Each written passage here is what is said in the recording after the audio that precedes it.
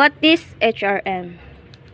Meaning of HRM is Human Resource Management. In simple words, stands for managing the employees of an organization. It is the process of putting right people to the right task, thereby making maximum use of the employees' talent and abilities to achieve the desired goals of objectives. Definition of HRM.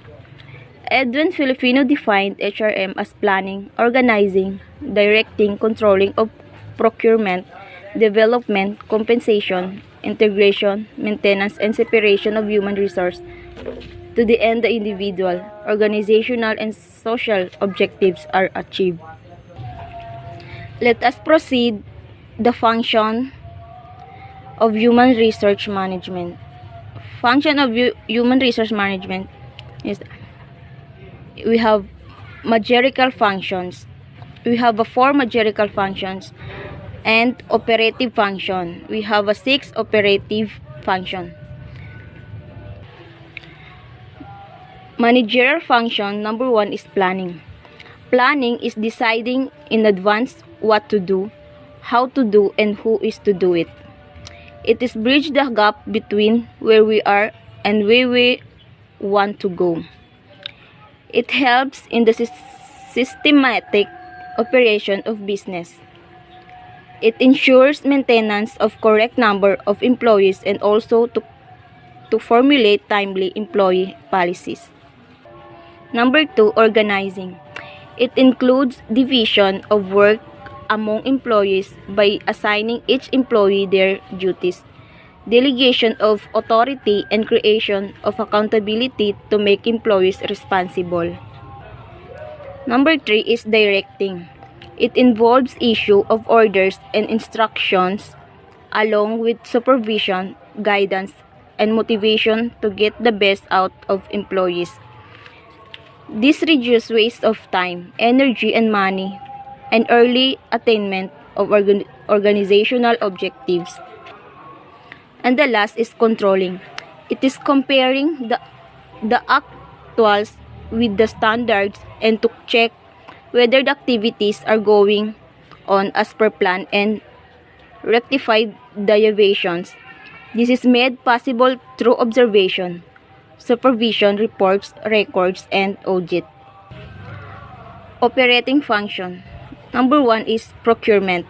Acquisition deals with job analysis, human resource planning, recruitment, selection, placement, transfer, and promotion. Number 2 is development. Development includes performance appraisal, training, executive development, career planning and development, organizational development. And number 3 is compensation.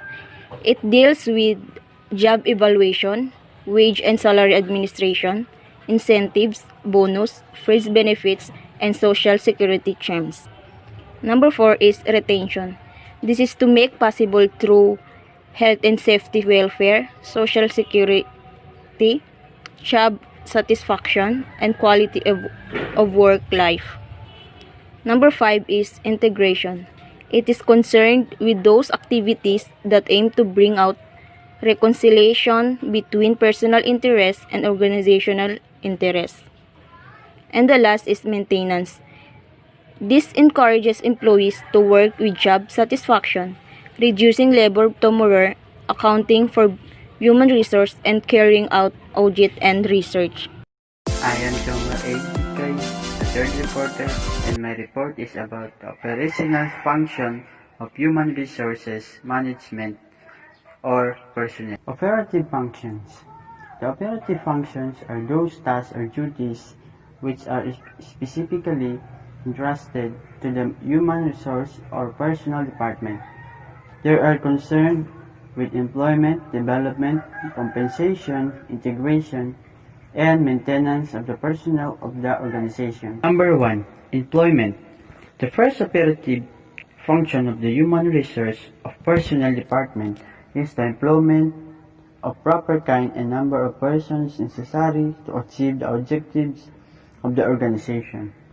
This involves recruitment, selection, placement of the personnel.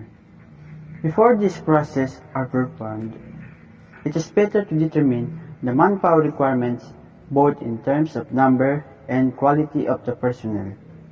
Recruitment and selection cover the sources of supply of labor and devices designed to select the right type of people for various jobs. Number 2. Development. Training and development of personnel is a follow-up of the new employment function.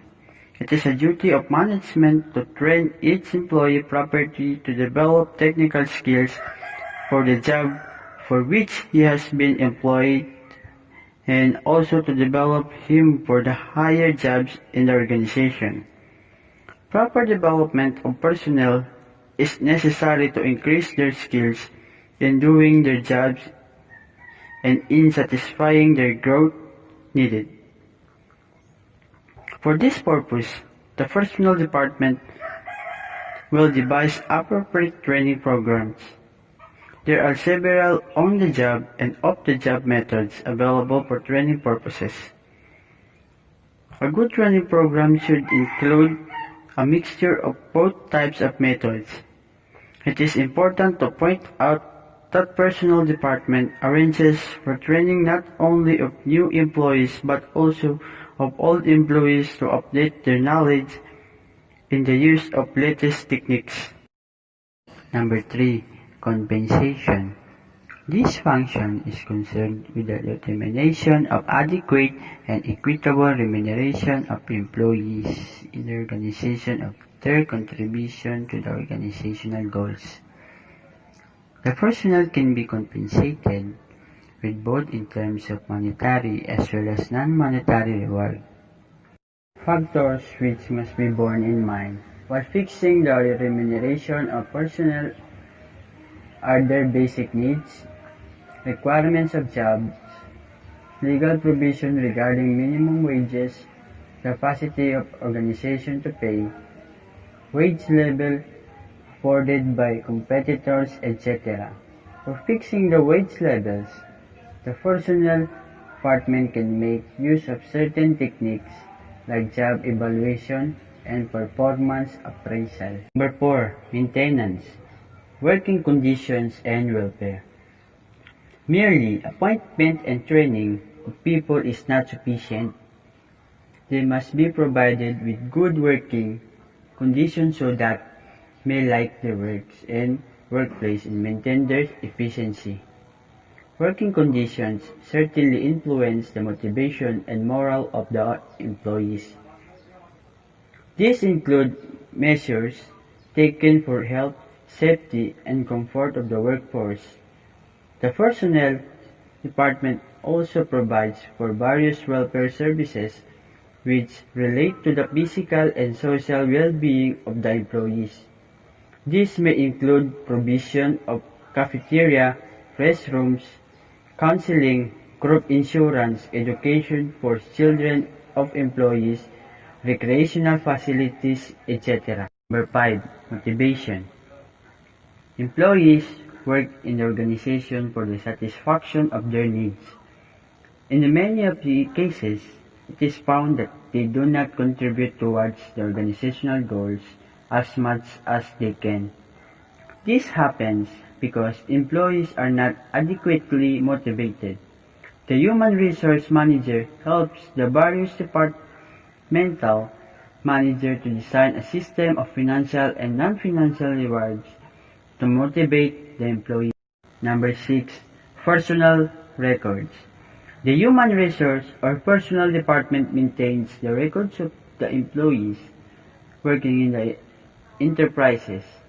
It keeps full records of their training, achievements, transfer, promotion, etc.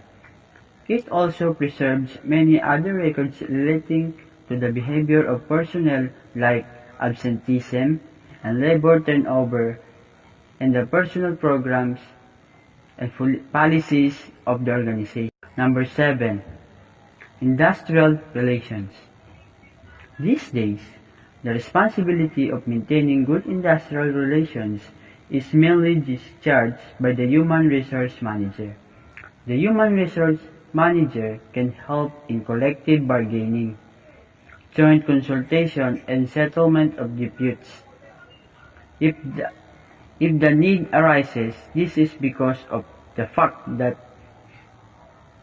he is in possession of full information relating to personnel and has the working knowledge of various labor enactments. The human resource manager can do a great deal in maintaining industrial peace in the organization, as he is deeply associated with various committees on discipline, labor welfare, safety grievance, etc.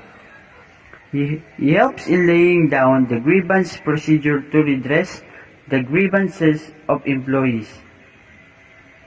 He also gives authentic information to the trade union leaders and conveys their views on various labor problems to the top management. Number 8. Separation.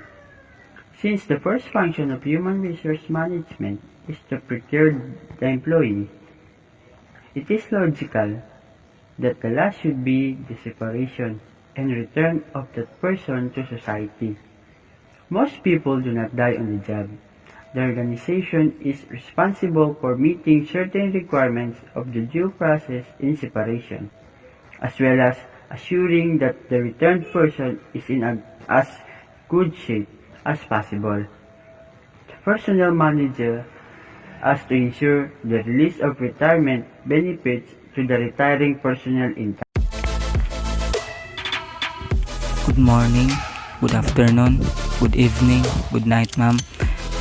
My name is Edzrapel Penduma, from BSIT City 3. My topic is advisory function, and I'm group 4.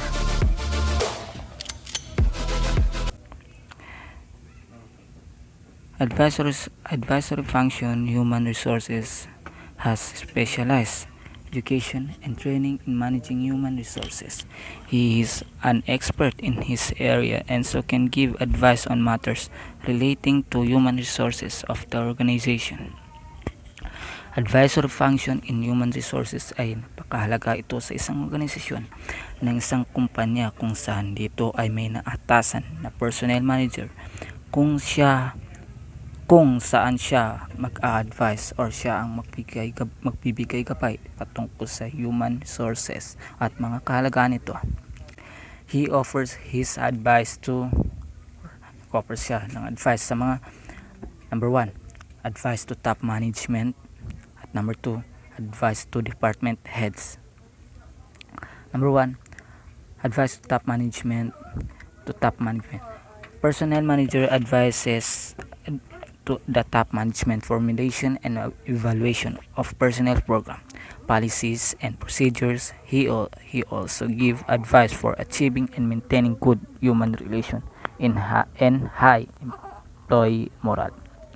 Ang personnel manager ay nagbibigay siya ng magandang pagsusuri sa kanyang organization at isa din siya sa mga nagbibigay ng policies ng organization. Ang pagiging personnel manager ay may kakayahan sa pagiging matalino, masipag at higit sa lahat, being personnel manager ay dapat may magandang ugnayan sa kanyang kapwa employee. Dahil pag ang isang employee ay wala sa magandang asal at walang mahinawan, it can give distraction to our organization. Kaya being personnel manager, dapat may moralidad. And number 2, advice to top 2 department heads. Personnel manager offers to advise to the heads of various departments on matters such as manpower planning, job analysis design, recruitment and selection, placement, retraining, performance appraisal. Personnel manager ay kailangan niya mag-advise sa mga taong limited ang kakayahan or limited sa kanyang oras, which is ang manpower planning or human resources planning, job analysis sa pamamagitan ng kanyang kakayahan at kung saan suitable ang kanyang skills. So, recruitment and selection, ito naman ang isa sa paano ito i-recruit ang mga bagong hire sa pagta-train pa sa kanila ay maring makitaan na ng kakayahan, at sa performance appraisal naman kung saan makikita or ma-review ang kanilang overall na naiambag sa company or organization. Yun lang po, maraming salamat.